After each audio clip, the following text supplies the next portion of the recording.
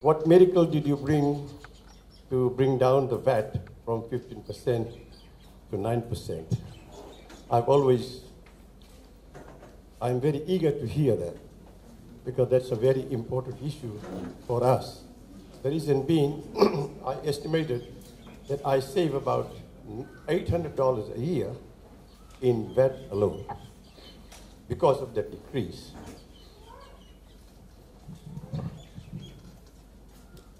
The question was, what miracle did you bring? I wish more people in Fiji were like you, who actually did the calculation. Because as we said at that point in time when we brought down VAT, we said that the overall cost of the average basket of groceries will come down by 4.5% on average.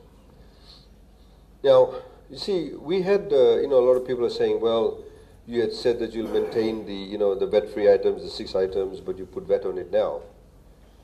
But the whole objective when people say we'll have VAT-free items is to keep the price of goods down.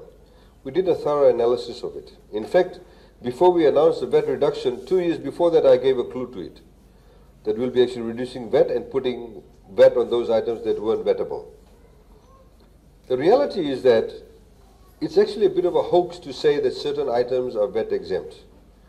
When really we know that when you go to a supermarket, most of the items you have VAT.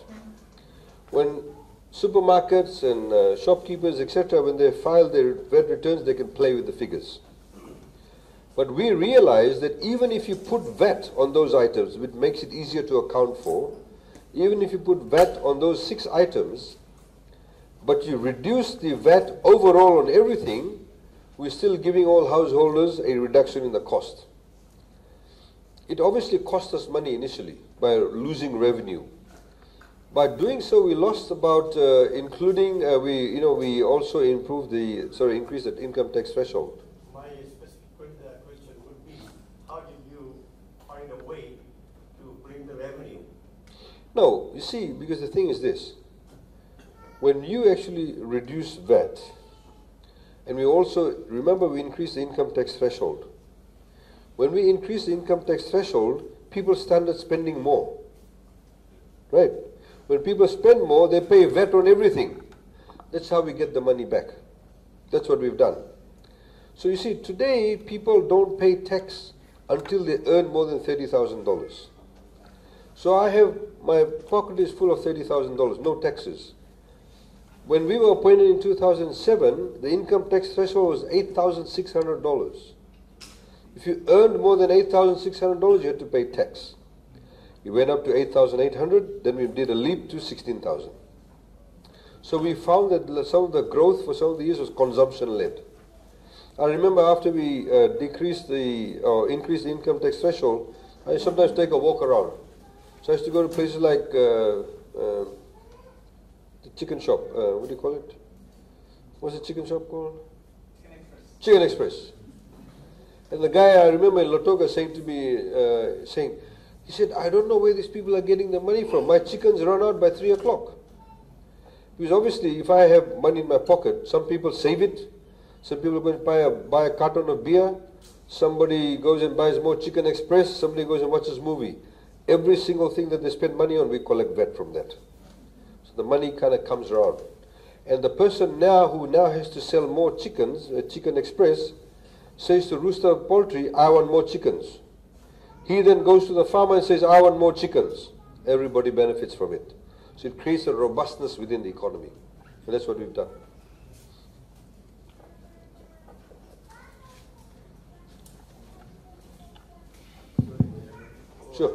Sure. I stand here, sir, on behalf of a lot of farmers, and definitely we recognize the government's 62.3 million or something like that put into the sugar industry. So I, as a sugarcane farmer, definitely recognize that and say thank you to the government. But I'm not able to follow your explanation on the new stabilization fund. Thank you, sir. Sure. So what we are saying to the farmers is that for the next 3 years, you can be assured that you'll get $85 a ton, irrespective of how much FSC sells the sugar for in the world market price. Now, because we no longer have the subsidy and the quota system through European Union, it's all open market. And the commodity market fluctuates every year. So by having a stabilization fund, we're saying to you we'll give you $85 a ton. Now, assuming when the next cane crushing season, this one ends, FSC can get only, say, $65 a ton. Despite FSC getting $65 a ton, you will get $85 a ton. The $20 difference per ton will be funded through the stabilization fund. It's a pool of funds. How is that pool of funds created? FSC, as you know, recently has sold some of its what we call underutilized, unproductive assets. You know, during the colonial times, if you look at the FSC compound, you had one house with probably half an acre around it. All the colonial Turangas used to stay there. That's prime real estate now. You go to Lotoka now, that's prime land, opposite McDonald's. Now, FSC has obviously, from what we understand, sold some of that land. They've got prime land, some of the foreshore areas, prime land. So the money they've got from that, some of the money they'll take aside and put it into a fund. So when the price, they get $65 a ton, to pay the $20 difference, it'll fund it through there. Now the following year, the price of sugar they may get $100 a ton. You will still get $85. The difference between 85 and 15, which is the surplus, they'll put it back into the stabilization fund in case the following year it goes down. That's how it works. Yep. Okay. The idea is that what we want to do eventually is to have a projected sum for you, so we can say for the next 5 years we'll pay this much. So you have assurance. A new system of the whole stabilization into a new unit. Yes, yes. Yeah, and we will contribute towards that too subsequently too. Yeah. Good afternoon, sir. Good afternoon. I'm here, I'd like to say big kudagawale for your presentation, your budget. It's very clear. And only one question. The EFL chair, when are we going to receive this year, sir? And second one is I'd like to raise this issue. So when are you going to see the what? Sorry, I missed that. EFL chair, FE. Oh. And the other one, the PSC, one of your PSC CEO, always, when I always ring, they used to block my phone. So I need to raise it to you. Because the government of the day is 27 open. So it's a question to me, why this guy is blocking the number. Thank you, PS Social Welfare? Yeah. Okay. I'll take it up with him, Mr. Parama. The other issue about EFL, everybody is entitled to EFL shares if the account is under your name. The electricity account is under your name, then you're entitled to get the shares, and you get the share certificate for that. So they'll send it out to you by mail if you have not got it as yet. Okay. Bula, sir. Bula. Thank you so much for a comprehensive report. I've got an issue and I would like to raise up with you. It's regarding the e-ticketing. I'm from the village of Votua, and sometimes we don't have the cash. And it happened during this last week that the KBL buses were not able to provide normal transport services because of some issues. My question is, why are the drivers not taking disposal cards any longer? And number two, can Vodafone decrease the top-up amount from $2 to $1? Thank you very much. No, $2 it won't be decreased from $2 because generally we factor in the first stage return fare. Right, so first stage I think is 70 cents, 70 odd cents, 70 cents. So if you're going and coming back, then you're looking at $1.40. So $1 is only one way. And also the other thing is the whole idea is to reduce cash. So by doing that, we're not actually reducing that. We're getting drivers to handle a lot of cash.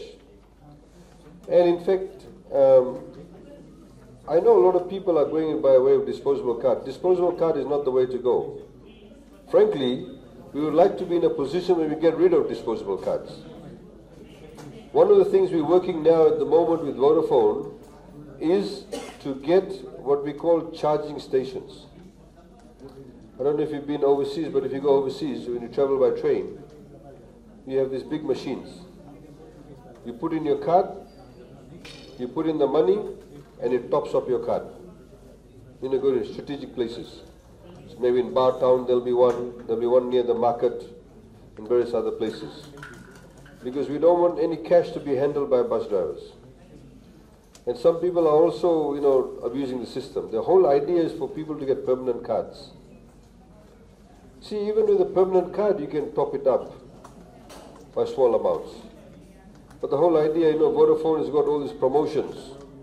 You can only win these prizes if you have your permanent cards. So the second question, no, it won't go down to $1. And the second issue is this, that we like to decrease the number of disposable cards. And we've asked Vodafone to have more outlets where you can go and top up. So like in the village cooperative stores and various other places where people can go and top up readily. And also maybe even buy disposable cards from those places. We'd rather that the only transaction that should take place on the bus is you tap, you pay your fare and you go away. Go and sit inside the bus. The technology that will be introduced very soon, hopefully within 1 year, is what you call tap on, tap off. And they'll only get done once we get the GPS positioning for this stage phase. At the moment you have stage. Then you have the signboard, stage 2, stage 3. So when you have tap on, tap off, is when at the moment you go, you tap on, this driver says where, then he punches in, and you get the receipt. Tap on, tap off, as you go, you tap the card, you'll say, okay, you've got on at stage 1. And there's no other intervention. You go and sit down. When you get off the bus, you tap off again. You tap off. Once you tap on, then you tap off. As soon as you tap off, it automatically calculates. You've traveled from stage 1 to stage 3, it takes off that much money and you go away. So everything is recorded in your card. But that's the solution we want to go to eventually. And we should do that in 1 year's time. The LTA actually has to get its act right and get all the GPS positioning for all the stages, and that's the way it's going to happen. We also want to extend e-ticketing to other facilities, like minibuses, ships. So all those areas, because in that way we also know who's traveling where, how many people are, because it helps with planning. So Minister of Transport can say, hey, on this bus route we have only 10 people getting on every day. And maybe we need to change the times, maybe we need a smaller bus. Or conversely, there's 80 people getting on a 65-seater bus. We need to add another route. So that's what e-ticketing helps us to do also. Thank you very much. Thank you. Hello sir, first of all, thank you for taking out your Saturday to be here and providing this very informative session on the budget. So I do not have any particular question, but there's a few things that I've picked out from the budget that I perhaps want to provide my comments or feedback on. The first is, of course, the paternity leave, the 5 days paternity leave. As a young mother, as someone who has very recently become a mother, I can say that if this was done a few months back or something, it would have been a very big help for me. Because at that time, sir, in my first trimester of my pregnancy, I was suffering from hyperemesis, and my husband had to take leave from work. And in that process, he busted his annual leave. So after I gave birth, he could not take annual leave as well. He has busted all his leave at that point in time. So the next alternative was for him to take leave without pay. So I'm sure a lot of young parents, young families will benefit from this initiative. And thank you very much for providing that. Aside from that, thank you for that $1,000 grant that you are giving to mothers who are going to be registering their child after 1st of August, which is registering now. I have seen on social media certain political parties or certain members of political parties putting up memes saying, oh, this is going to create baby boom in Fiji. I feel offended as a woman, and I'm more ashamed that women organizations have not picked this up and advocated against such an irresponsible statement, because any responsible woman would not be doing this. But the overall picture is that women who are earning less than 30,000, who might not be able to support their child, they will have their burden of raising a newborn child will be lessened with this $1,000 grant. So that's a very good initiative, and I thank your government for that. Aside from that, sir, when you initially announced that you are going to increase the plastic bag levy from 10 cents to 20 cents, I thought, oh dear. But when I now think about it, and when I put national interest at heart, then I can clearly see how we are going to address climate change issues with this. And this is one of the steps, and I'm sure that it will greatly benefit our nation as a whole. So I think this is a very good strategy as well. Apart from that, sir, the accident compensation scheme from 2017 to 2018 and 2018 to 2019, now we are including school children in that as well, which is a very good thing, because as a lawyer, I'm aware that civil cases like this penned in court or penned before a lawyer's office for a couple of years, maybe 6 or 7 years, or sometimes can go more than that. And the lawyers would end up charging 33%, 50%, sometimes as high as 70%. So I feel that putting citizens' interest first and thinking about them, I think this is a very good initiative. And again, thank you very much for this. I can see Minister for Infrastructure sitting here, and that reminds me just a couple of months ago when we had TC, Josie, and the other tropical cyclones, Bartown was dramatically affected. And I thank the Honourable Minister sitting here, because in a few weeks, all the footpaths were fixed in Bartown. Thank you very much, sir. Thank you. Thank you. Thank you. There was something that you said that I wanted to comment on, and I've forgotten now. Sorry. What was the first point you said about the... oh yeah, the women's organizations. Now that's a very interesting point you make, actually, because, and this is the point we've been making for the past how many years. Unfortunately, many of the NGOs in Fiji, they have lost their own mandate. They become politically aligned.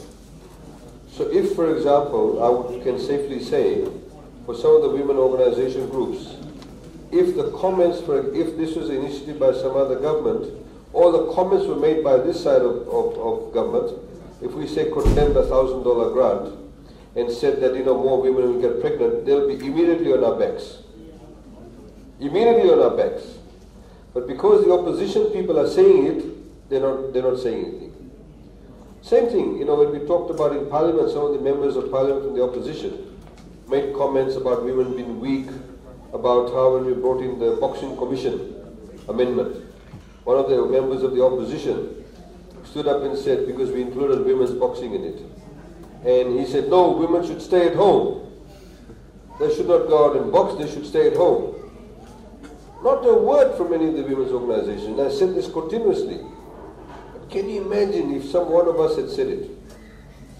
You see, this is unfortunately what I call the political proclivities of many NGOs in Fiji. So they're not truly independent. And this is precisely the point I made about the president of the Fijian National University Students Association. Politically aligned. Is supporting openly a political party and a faith-based organization that has very extreme views. Very extreme views. Look at their mandate overseas, what they're doing. But he's using his platform to advocate for them.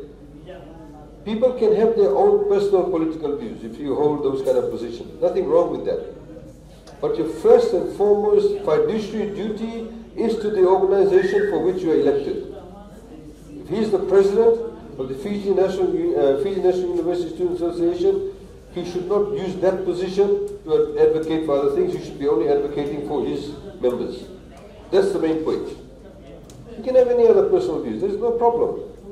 But don't use that platform for something else. So unfortunately, a lot of people are doing that in Fiji. And I hope a lot more people like yourself become a lot more discerning and can see how the system is working.